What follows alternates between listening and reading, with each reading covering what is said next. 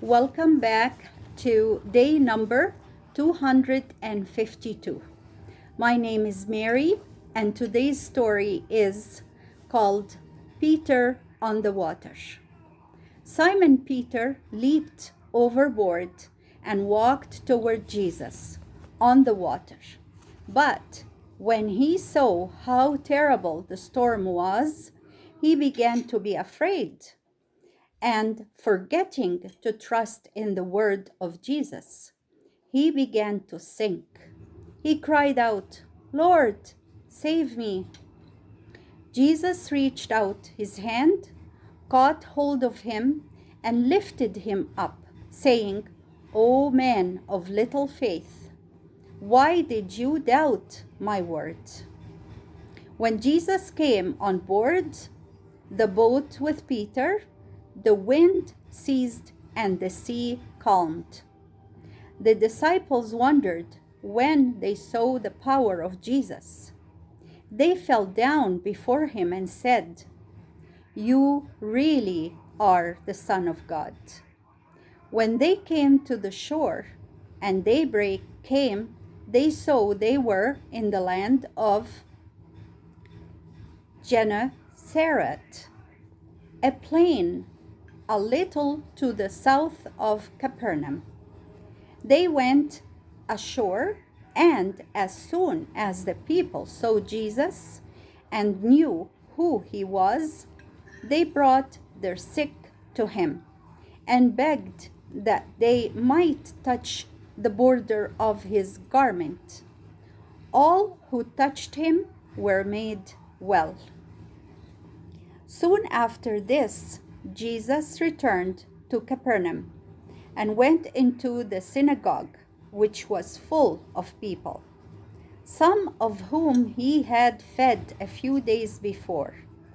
They wanted him to feed them in the same way again. But Jesus said to them, "Seek not for food that passes away, but for the food that gives everlasting life, such as the Son of Man can give you." They said to him, "What sign can you show that God has sent you?" "Moses gave our fathers bread from heaven, the manna, in the desert. What can you do?" Jesus said to them, "It was not Moses, but God, who gave your fathers bread. Now God is giving you the true bread from heaven, his Son, who came down from heaven to give life to the world." As soon as the people found that Jesus would not work wonders to please them, they turned away from him and left him, although only a few days before they would have made him a king. When Jesus saw the great crowds of people were with him no longer, he said to his 12 disciples, "Will you also go away and leave me?" Simon Peter answered, "Lord, to whom else can we go? Only you have the words that will give us everlasting life." And that was the word of the Lord. Now we come to our discussions. Number one, what did it take to walk on the water with Jesus? What did it take to walk on water with Jesus? Second part to question number one, did Peter have it? Did Peter have it? Number two, who did the disciples say Jesus was after he had walked on the water? Who did the disciples say Jesus was after he had walked on the water?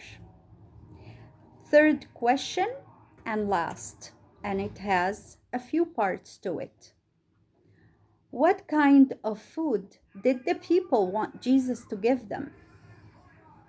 What kind of food did the people want Jesus to give them? The second part to the last question, what kind did he want to give them? What kind did he want to give them? And the last part to question number 3, why did the people leave?